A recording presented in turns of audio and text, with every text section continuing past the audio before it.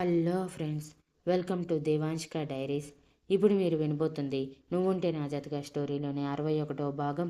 Security ఉన్నది ఉన్నట్టు జరిగింది మొత్తం చెప్పగానే భూపతి గారు ఆశ్చర్యపోతూ, ఏంటి, మన శృతి లాంటి అమ్మాయి మరొక అమ్మాయి ఉందా? ఆ అమ్మాయి కోసం రాజేంద్ర రిస్క్ చేసి శృతి అనుకుని కాపాడా? ఆ అమ్మాయి అన్న మాటలు తట్టుకోలేక ఈ పొజిషన్కి వచ్చారా? ఆ అమ్మాయి ఎవరై ఉంటుంది అని ఆలోచిస్తూ వెంటనే తన పిఏతో, ఈ అమ్మాయి ఎవరు, ఏంటి, ఎక్కడి నుంచి వచ్చింది, డీటెయిల్స్ మొత్తం అరగంటలో నా చేతిలో ఉండాలి అని సీరియస్గా చెప్పి అక్కడే ఉన్న విజిటర్స్ చైర్లో కూర్చొని ఎప్పుడు రాజేంద్ర గారు స్పృహలోకి వస్తారా అని, జరిగింది మొత్తం వివరంగా తన వెర్షన్లో చెప్తారా అని వెయిట్ చేస్తూ ఉంటారు. రుద్ర బాధని దూరం చేయటానికి శక్తిని రుద్ర పెదవుల అందుకొని ముద్దు పెడుతూ ఉంటే రుద్ర కూడా తన ముద్దుతో జతకలిపి శక్తి నడుం పట్టి తనలోకి ఒదిగిపోయేలా దగ్గరికి లాక్కొని తను పడిన బాధ, వేదన, భయం మొత్తం తెలిసేలా గాఢంగా ముద్దు పెడుతూ ఊపిరి కూడా అందనివ్వకుండా తన ఊపిరిని శక్తి ఊపిరిగా మారుస్తూ ఉంటాడు. పావుగంట తర్వాత శక్తి రుద్ర పెదవులని వదిలి దోసిలిలో మొహం దాచిపెట్టి దోసిలిలో పట్టుకుని నుదిటి మీద ముద్దు పెడుతూ తన నుదిటిని రుద్ర నుదిటికి ఆనించి కళ్ళు మూసుకుంటే రుద్ర శక్తి ప్రెజెన్స్ని ఫీల్ అవుతూ శక్తి చుట్టూ చేతులు వేసి హత్తుకుంటాడు. కొంచెం సేపటికి రుద్ర, ఇంతకీ ఏం సర్ప్రైజ్ ప్లాన్ చేశావు స్వీటీ అని నార్మల్గా అడుగుతాడు. శక్తి రుద్ర నుంచి దూరం జరిగి, అంటే అంటే ఇన్నాళ్ళు బాగోలేదని మీరు దూరంగా ఉన్నారు కదా, అందుకే నా అంతటా నేను మీకు దగ్గరవుదామని మన సెకండ్ నైట్ ఫామ్ హౌస్లో ప్లాన్ చేశాను, కానీ మిస్ అయింది అని పెదవి విరిచి సాడ్గా మొహం పెట్టి అంటుంది. రుద్ర శక్తి తన కోసం అంత పెద్ద సర్ప్రైజ్ ప్లాన్ చేసిందని ఊహించలేక, నువ్వు నిజంగానే అంటున్నావా అని మరొకసారి నమ్మకం కోసం అడుగుతాడు. మీకు నమ్మకం కుదరటం లేదు కదా, ఇప్పుడే మహీకి ఫోన్ చెయ్యండి, తనతోనే చెప్పిస్తాను మీకు నేను చెప్పింది నిజమని అని అలకగా మొహం పెడితే రుద్ర నవ్వుతూ, అవసరం లేదులే, నువ్వు చెప్పింది నేను నమ్మకుండా ఉంటానా, అయినా ఇంత పెద్ద సర్ప్రైజ్ ఇచ్చేటప్పుడు నన్ను కూడా తీసుకువెళ్ళాలని గుర్తుకు లేదా, నేను లేకుండా సెకండ్ నైన్ ఎలా చేసుకుంటావు అని కొంటెగా అంటూ ఉండగానే రుద్ర ఫోన్ రింగ్ అవుతూ ఉంటుంది. అప్పటికే ఆ ఫోన్కి చాలా కాల్స్ వస్తూ శక్తి టెన్షన్లో రుద్ర వదిలేస్తే ఇప్పుడు శక్తి ఫోన్ తీసుకొని మహీనే ఫోన్ చేస్తున్నాడు. మిమ్మల్ని ఫామ్ హౌస్కి ఎలాగైనా పంపించమని చెప్పాను, అందుకే అనుకుంటా అని బుంగమూతి పెట్టి అంటుంది. రుద్ర నవ్వుతూ, వాడేం స్టంట్స్ వేస్తాడో చూద్దాం, నువ్వు సైలెంట్గా ఉండు అని రుద్ర ఫోన్ లిఫ్ట్ చేసి గంభీరంగా హలో అనగానే మహి అప్పటికే దాదాపు 50 సార్లు ఫోన్ చేసి విసుగుతో ఉన్నవాడు రుద్ర ఎత్తి కోపంగా మాట్లాడగానే చిరాకు పడుతూ, ఎక్కడ అన్నయ్యా, ఆఫీస్లో లేవు, ఇంట్లో లేవు, ఫోన్ చేస్తే లిఫ్ట్ చేయవు, నీతో చాలా అర్జెంట్ మ్యాటర్ చెప్పాలి, శక్తి వదినని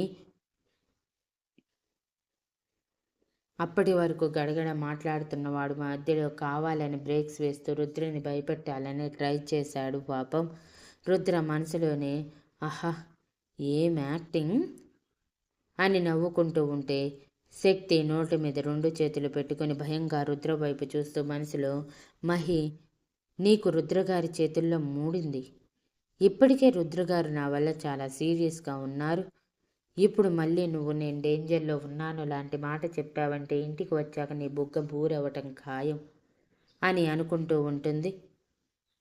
రుద్ర గంభీరంగా, వదిన ఏంట్రా, మీ వదినకి ఏమైంది, మీ వదిన ఇంట్లోనే రెస్ట్ తీసుకుంటుంది, పోయి కబుర్లు చెప్పుకోపో అని అంటాడు.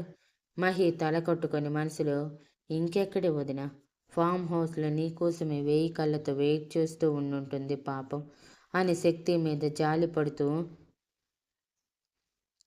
కాదు అన్నయ్య, వదిన కనిపించటం లేదు. నేను అంతా వెతికాను. మన వాళ్ళకి చెప్తే అనవసరంగా టెన్షన్ పడతారని వాళ్ళకి చెప్పకుండా నీకు మాత్రమే చెప్తున్నాను. వదిన ఫోన్ సిగ్నల్ ట్రేస్ చేస్తే మన ఫామ్ హౌస్లో ఉందని చూపించింది. నేనేమో ఇంట్లో ఉన్నాను. అక్కడి వరకు వెళ్ళాలంటే చాలా టైం పడుతుంది. అందుకే నీకు ఫోన్ చేశాను. నువ్వేమైనా అటు సైడ్ వెళ్తావేమో, వెళ్ళి చూస్తావేమోనని అని కంగారు నటిస్తూ అంటాడు. రుద్ర శక్తి వైపు ఒక లుక్ ఇచ్చి కంగారు పడుతున్నట్టు నటిస్తూ, అవునా, అలా ఎలా వెళ్ళిందిరా ఫామ్ హౌస్కి? అయినా అది వెళ్తూ ఉంటే మీరేం పీకుతున్నారు ఇంట్లో? అయినా నువ్వు ఆఫీస్లో ఉండాల్సిన వాడివి. ఈరోజు ఆఫీస్లో మొత్తం చూడలేదు, ఎక్కడ ఉన్నావు అని కోపంగా అడుగుతాడు. మహి పళ్ళు పటపటలాడిస్తూ, అన్నయ్య, ఇప్పుడు అదే ముఖ్యం, శక్తి వదిన ముఖ్యం. అందుకే నువ్వు అర్జెంటుగా ఫామ్ హౌస్కి వెళ్ళు అని అంటాడు. రుద్ర మళ్ళీ నటిస్తూ, అయ్యో, నేను అవుట్ ఆఫ్ సిటీ ఉన్నారా, అర్జెంట్ మీటింగ్ మీద బెంగళూరు వచ్చాను. నువ్వెళ్ళు నీ వదిన కోసం, తనని జాగ్రత్తగా చూసుకోవలసిన బాధ్యత నీదే అని అంటూ ఉండగానే శక్తి చిరుకోపంగా రుద్ర భుజం మీద కొడుతూ, మహి, మన ప్లాన్ అట్టర్ ఫ్లాప్ అయ్యింది అని ఏడుపు మొహం పెట్టుకొని అంటుంది. మహికి సీన్ అంతా అర్థమయ్యి మొహం వేలాడేసి, అలా ఎలా అన్నయ్యకి దొరికేశావు వదినా? ఇంత పెద్ద సర్ప్రైజ్ ప్లాన్ చేసినప్పుడు చాలా జాగ్రత్తగా దాక్కోవాలి కదా. నీకు దాగుడు మూతలు కూడా రాకపోతే ఎలా? సరేలే, అన్నయ్యకి ఎలానో దొరికావు కదా, నీ సర్ప్రైజ్ ఏదో నువ్వే ఇచ్చుకో. బాయ్ వదినా. అన్నయ్య, ఎంజాయ్ యువర్ హ్యాపీ నైట్ అని అల్లరిగా నవ్వుతూ అంటాడు. నోర్ముయ్ మహి, ఇంకొకసారి శక్తిని ఒంటరిగా బయటికి ఎక్కడికైనా పంపించావంటే చంపేస్తాను. యా, ఆ మాత్రం నువ్వు చూసుకోలేకపోయావా? శక్తి నన్ను ఒకసారి ఫామ్ హౌస్కి పిలవచ్చుగా. అలా కాకుండా శక్తిని ఒక్కదాన్ని వెళ్ళమని చెప్పేసరికి అది ఒంటరిగా వెళ్తూ ఎంత ప్రమాదానికి గురైంది. తనకేమీ కాలేదు కాబట్టి సరిపోయింది. అదే పొరపాటున దానికి ఏదైనా అయ్యుంటే నిన్ను కూడా చంపేసేవాడిని అని పిచ్చ కోపంగా అంటాడు. అంత పెద్ద సర్ప్రైజ్ ప్లాన్ చేస్తే రుద్ర ఇంత కోపంగా ఉండటం గమనించిన మహికి మధ్యలో ఏదో జరిగిందని, అందుకే రుద్ర ఫోన్ లిఫ్ట్ చేయలేదని అర్థమై కంగారు పడుతూ, ఏమైంది అన్నయ్య వదినకి? తను సేఫ్గానే ఉంది కదా? ఐఎమ్ సారీ, నేను అనుకోలేదు వదిన ఒంటరిగా వస్తానంటే సెక్యూరిటీ ఉంది కదా అని వదిలేశాను.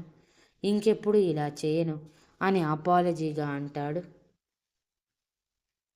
శక్తి చిరుకోపంగా రుద్రతో, రుద్రగారు, మహి నేను చెప్తేనే అదంతా చేశాడు. పైగా తను ఫామ్ హౌస్లో ఉన్నప్పుడు నేను వస్తానని చెప్పాను. తనకేం తెలుసు ఇలా జరుగుతుందని? ఎందుకు మీరు ఎవరి మీద కోపం ఎవరి మీదో చూపిస్తున్నారు? అంత కోపం ఉంటే నా మీద చూపించండి, కానీ మహి మీద వద్దు అని అంటుంది. నేను ఎవరి మీద కోపం ఎవరి మీదో చూపించలేదు. ఆ సర్ప్రైజ్ ఏదో మన ఇంట్లో మన రూమ్లో అరేంజ్ చేసి ఉంటే నీకింత ప్రమాదం జరిగుండేది, ఎదురయ్యేది కాదు కదా అని నా బాధ. నీకు నా బాధ ఎక్కడ అర్థమవుతుందిలే, వదిలేయండి అని అంటూ ఫోన్ కట్ చేసి శక్తిని పక్క సీట్లో కూర్చోబెట్టి కార్ స్టార్ట్ చేస్తే శక్తి రుద్ర భుజం గోకుతూ, సారీ రుద్ర గారు, కావాలని మిమ్మల్ని అరవలేదు. మహి మీద మీరు అలా అరుస్తూ ఉంటే నాకు నచ్చక అనేశాను. ఎంతైనా మహి తప్పు ఇందులో ఏమీ లేదు కదా అని రుద్రని కూల్ చేయాలని ట్రై చేస్తుంది. రుద్ర మనసులో నవ్వుకుంటూనే, నువ్వు ఇలానే చేస్తుండే స్వీటీ, నేను నా సర్ప్రైజ్ ప్లాన్ చేసుకుంటాను అని అనుకుంటూ బయటికి మొహం గంటుగా పెట్టుకొని కార్ డ్రైవ్ చేస్తూ ఉంటాడు.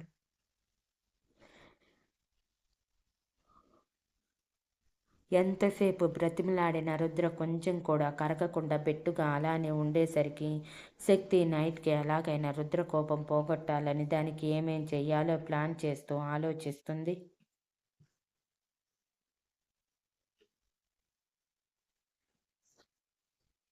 అరగంట తర్వాత పిఏ శక్తి డీటెయిల్స్ అన్నీ తీసుకువచ్చి భూపతి గారి చేతుల్లో పెట్టగానే భూపతి గారు ఆ డీటెయిల్స్ అన్నీ చూస్తూ ఉండగానే డాక్టర్ బయటికి వచ్చి రాజేంద్ర గారికి ఏమీ కాలేదు, బాగా స్ట్రెస్ తీసుకున్నారు, అందుకే కళ్ళు తిరిగి పడిపోయారు.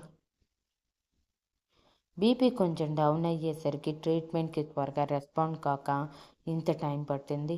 ఇప్పుడు బాగానే ఉంది, సలైన్ పెట్టాము, సాయంత్రానికి డిశ్చార్జ్ చేస్తాము, తీసుకువెళ్ళిపోవచ్చు, చూడాలనుకుంటే వెళ్ళి ఒక్కొక్కరిగా చూసి రావచ్చు అని చెప్పి వెళ్ళిపోతే భూపతి గారు ఆ ఫైల్ పట్టుకొని లోపలికి వెళ్తారు.